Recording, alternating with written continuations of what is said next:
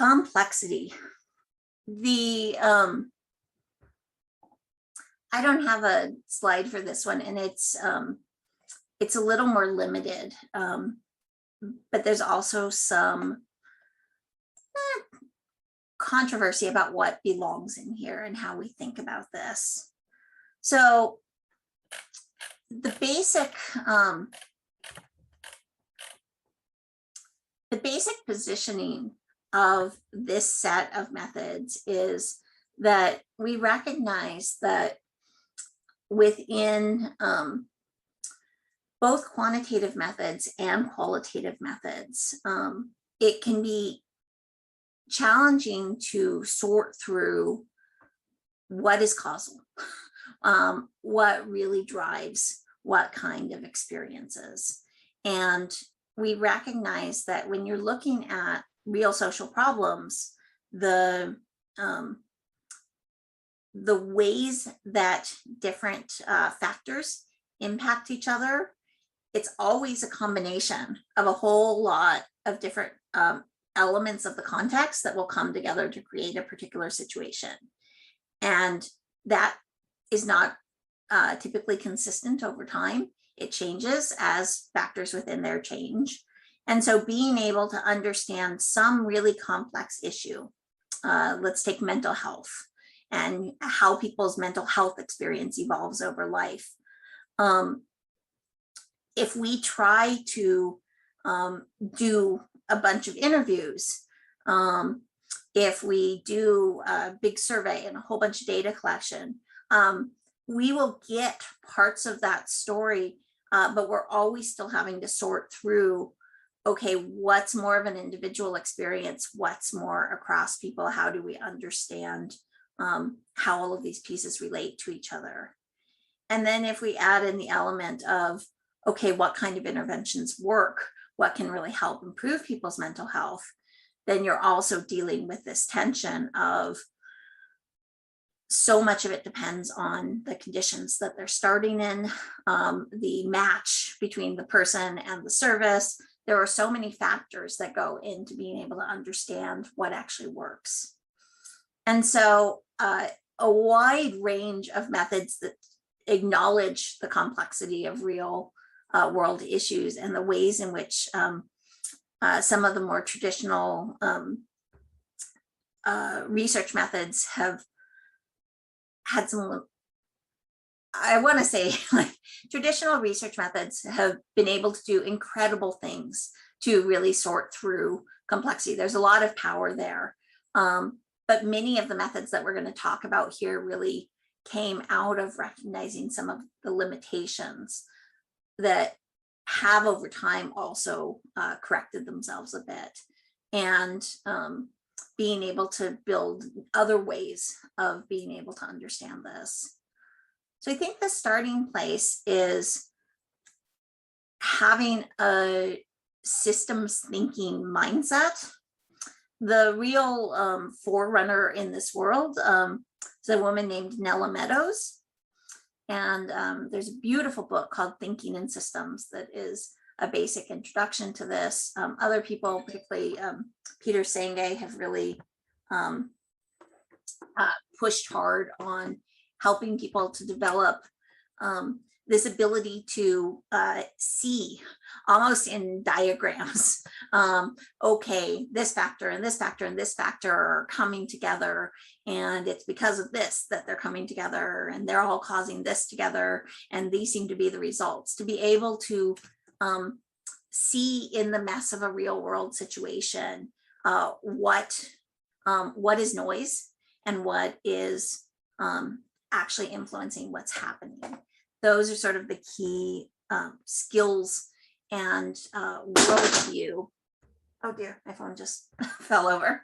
Those are the key skills and worldview that we're dealing with when we're talking about working with complexity and research methods for working with complexity.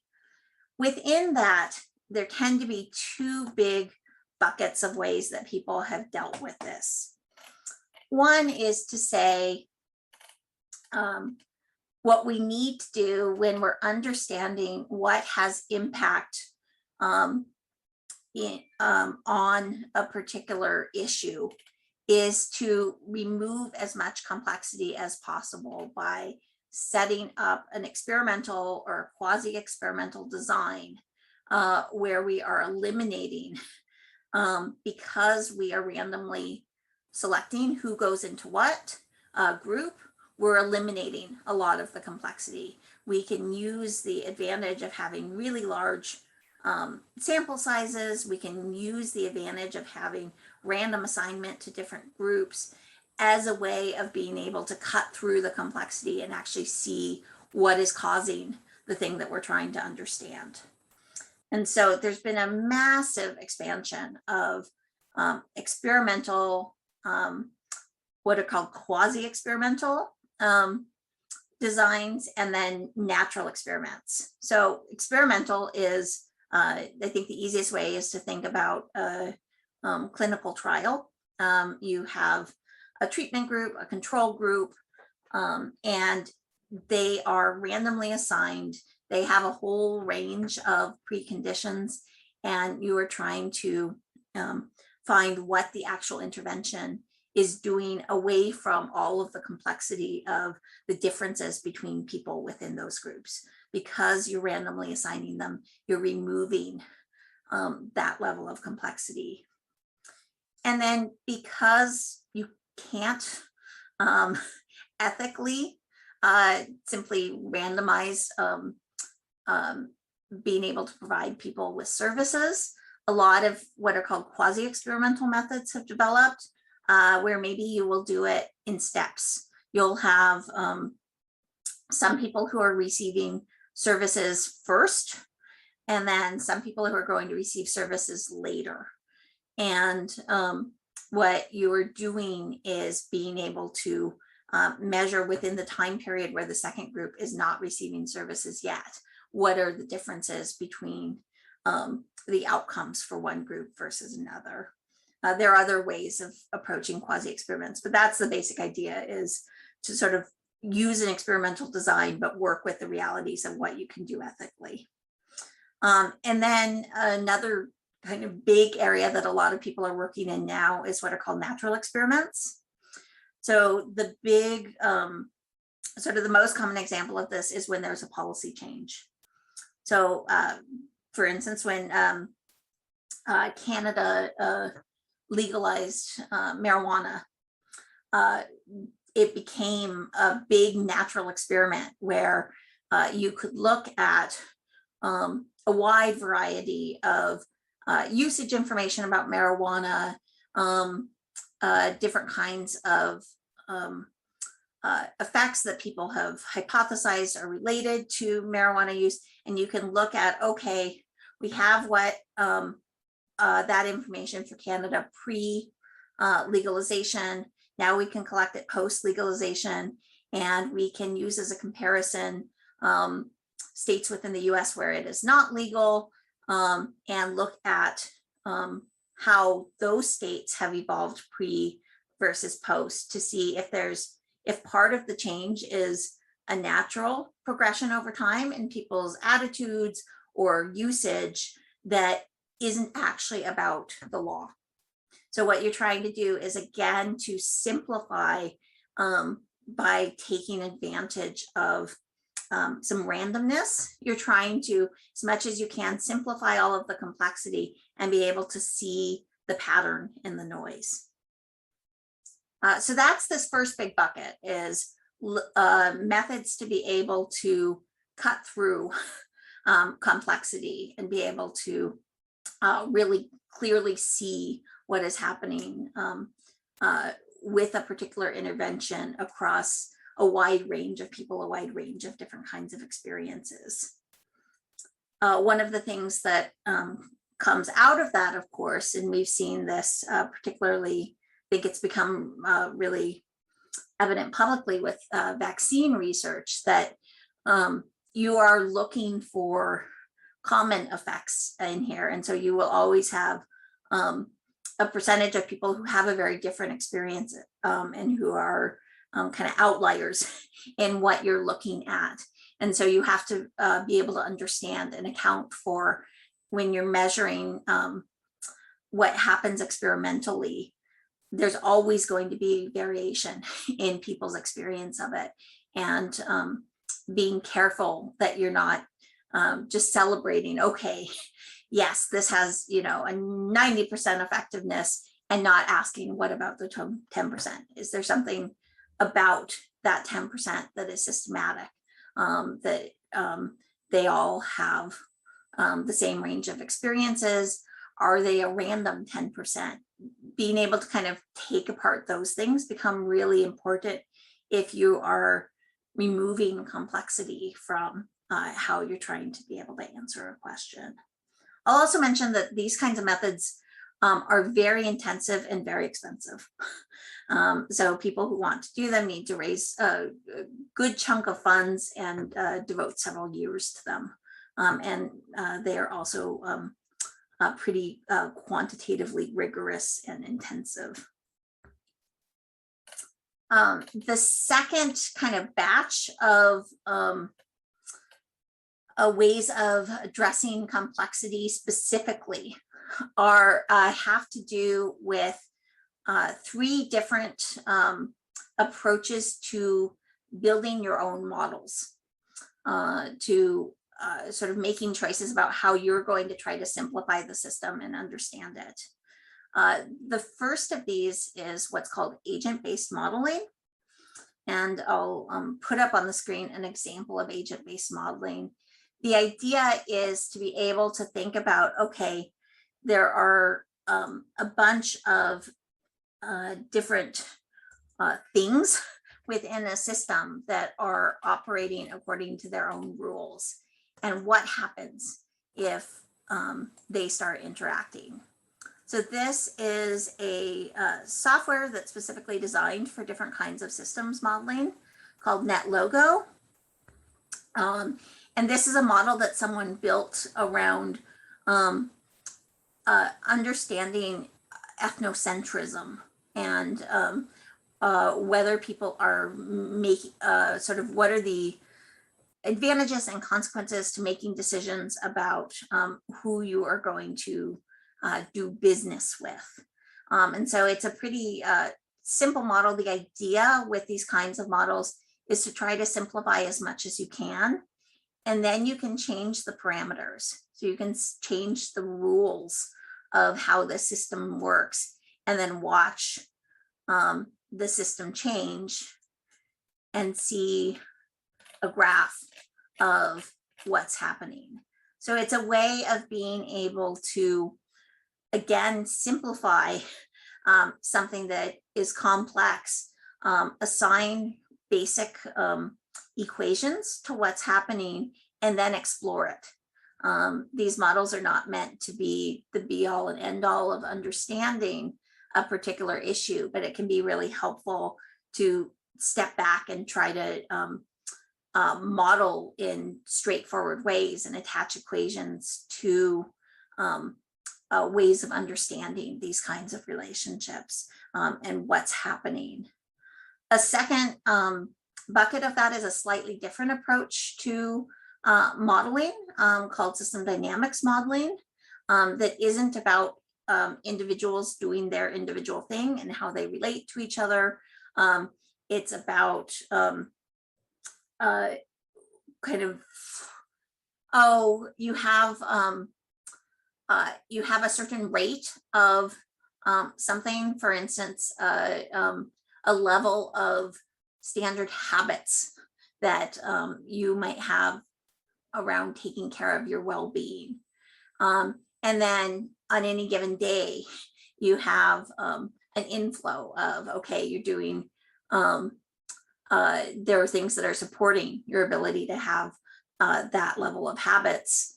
And you have an outflow of, okay, there's work demands, there are things that are limiting your ability. And so being able to look at a system in terms of what's flowing into and what's flowing out of particular stocks that you're really interested in. And then finally, within this category is social network analysis and the exploration of how groups of people form and ideas move through groups.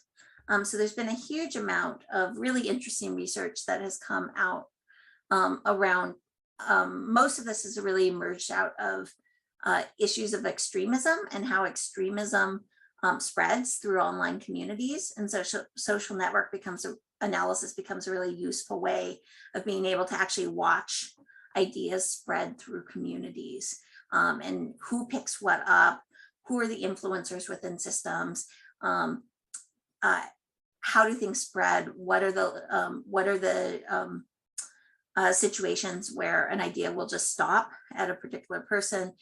You can start to see a lot of things about how ideas develop over time by using social network analysis techniques. And then in here somewhere is game theory.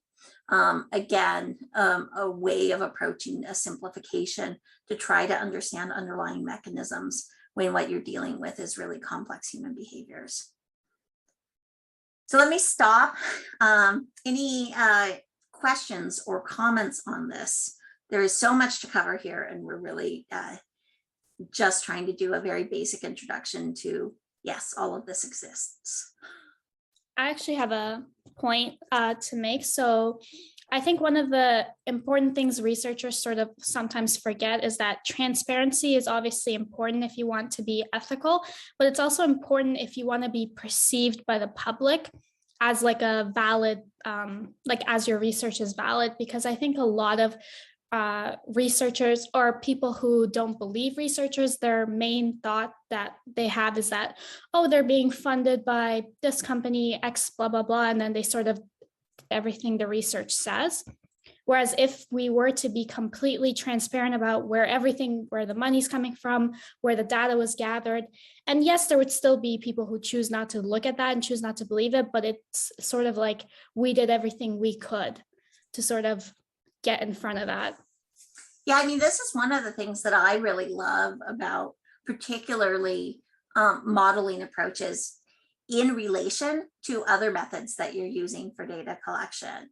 That if you can show, here's how we think all of these things relate, and then you can actually play with it and you can change the dimensions and see how it relates, that is fundamentally something that people can get behind more, because they can see exactly where your thinking is going and why you think things are related. It's not lost in a series of equations or, a very long set of interviews that you very much see the common thread in, but you can't convince other people of the experience that you've had in doing that.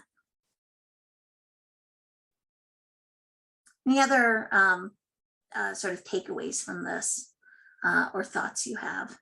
One thing I'm wondering about is the ethics of trying to say, like, quote unquote control for things like race in like complicated things like mental health. Like my background, I have an undergraduate degree in psychology, neuroscience, and behavior. So like quasi-experiment and stuff like that. That's something we talk a lot about in our kind of coursework.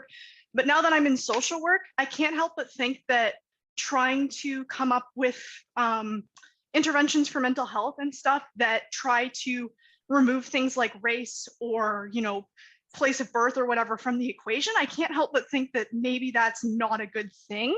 And I kind of wonder if that ever comes up in ethical conversations. Oh, hugely. I mean, I think part of what we know is that there are always differential effects, and those differential effects are almost never random across the population. They are experienced by particular populations who are generally deeply systemically disadvantaged. And so you can't engage in any of these methods, and you can't engage in thinking about complexity without incorporating those elements. What you're trying to do with experimental and quasi-experimental approaches is to have enough representation from enough people that you're able to look at both what the overall thrust is, and then you're actually able to look at, is it different amongst different subgroups? The challenge of that in terms of recruitment and having large enough samples of different subpopulations in order to do that well is a very real challenge that a lot of really engaged researchers are trying to take on doing that responsibly. What it's called, I think how this is called is a little problematic. It's called oversampling. Recognizing that if you have subpopulations that are relatively small, you're going to have more people within your experimental design in order to be able to see if there is a differential effect for them versus for the overall population. This is a very evolving area that I think a lot of people are starting to have the same awareness and to figure out how to be able to work with that practically within research designs.